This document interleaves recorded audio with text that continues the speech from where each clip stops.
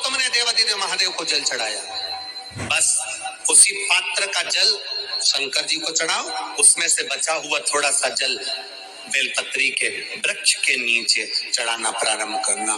कौन सा बेलपत्री का वृक्ष? जिसकी छाया आपके ऊपर आ गई।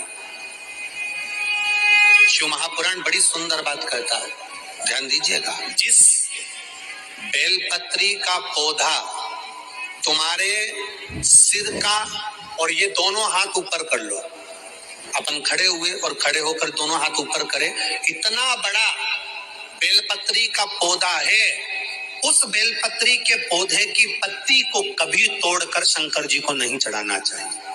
ध्यान रखना, कितना बड़ा पौधा।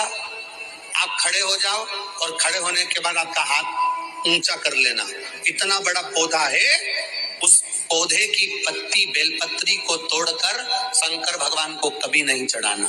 शंकर भगवान को उस बेलपत्री को, उस वृक्ष की पत्ती को तोड़ना चाहिए जो वृक्ष तुम्हारे हाथ से थोड़ा सा ऊंचा हो, जिसके लिए तुम्हें हाथ और ऊंचा करना पड़ रहा हो।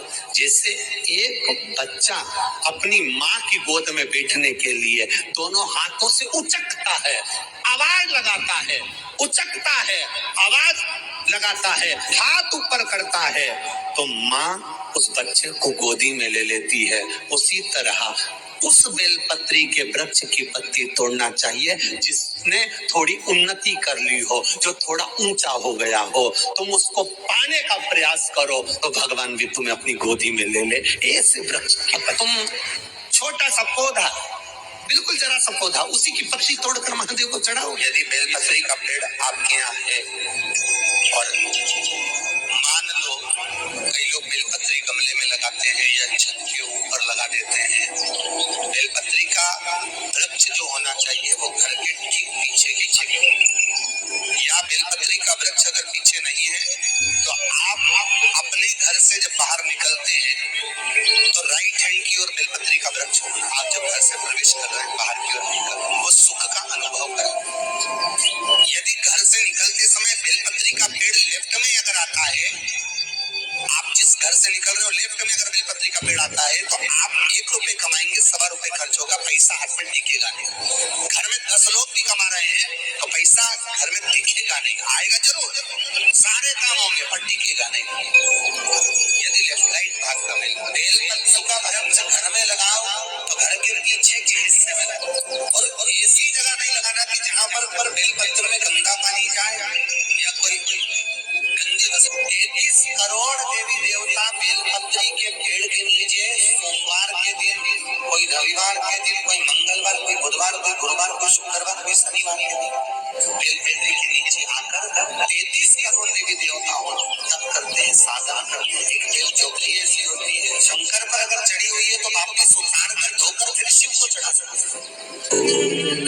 किसी व्यक्ति से कोई काम करवाना, वो काम नहीं कर रहा, कोई फाइल आगे नहीं बढ़ रही है, कोई कार्य अटक रहा है, या फिर कहीं रुपया पैसा अटक गया हो, नहीं निकल रहा हो, तो एक जल के पात्र में जल भरकर 5 बेलपत्री शिव जी को समर्पित कर कुंदकेश्वर महादेव का नाम लेकर एक सफेद पुष्प बेलपत्री के ऊपर जो शिव जी को चढ़ाई है उस पर समर्पित कर जल जो लेकर गए हो, अपनी उस कामना को कर कि मेरा ये कार्य अटक रहा है, ये कार्य नहीं हो रहा, कुंदकेश्वर महादेव का नाम लेकर धीरे धीरे जल की धार चढ़ाई। और एक बात हमेशा याद रखना, फिर निवेदन कर रहे हैं, अच्छे से समझ लेना, शंकर जी पर जब जल चढ़ता है, शिव जी का जब अभिषेक होता है, शंकर जी पर जब जल चढ़ाया जाता है, दूध चढ़ाओ, जल चढ़ाओ, कुछ भी चढ़ाओ, और एक बात का स्मरण अपने जीवन में होना कि इतने ऊपर से मत चढ़ाना कि जल चढ़े और छींटे आपके ऊपर।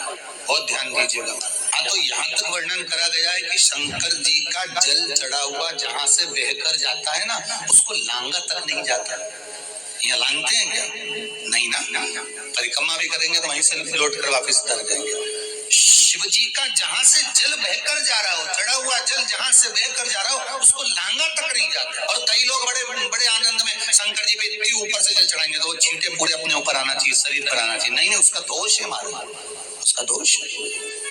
आप भगवान को अगर जल चढ़ाओ, दूध चढ़ाओ, तो मान लो अगर जैसे एक सरल भाषा में समझ लो और अच्छे से, कि जैसे ये शिवलिंग है शंकर जी का, ये शिवलिंग है, और आप जल चढ़ा रहे हो तो इतनी ऊपर से छोड़ोगे तो पानी का छींटा तो अपने ऊपर आएगा, पर वही जल, वही दूध, वही सामग्री आप शिवलिंग से थोड़ी सी दूरी बनाकर अगर आप समर्पित करेंगे तो बाबा उसको स्वीकार भी करता है और आनंद की अनुभूति भी होती है। कार्य में सिद्धता, कार्य में उसकी सिद्धता। श्री शिवाय नमस्तुभ्यम। अगर आप भक्ति में रहते हुए अपने दुख कष्टों का निवारण करते हैं तो हमें जीवन की सार्थक बनाने में भी सहायता मिलती है। साथ ही प्रभु भक्ति से अपने जीवन को धन्य बनाने का भी जो है अवसर मिलता है और अपने दुख कष्ट से भी मुक्ति मिलती है। अगर आपके पास समय नहीं है तो आप श्री शिवाय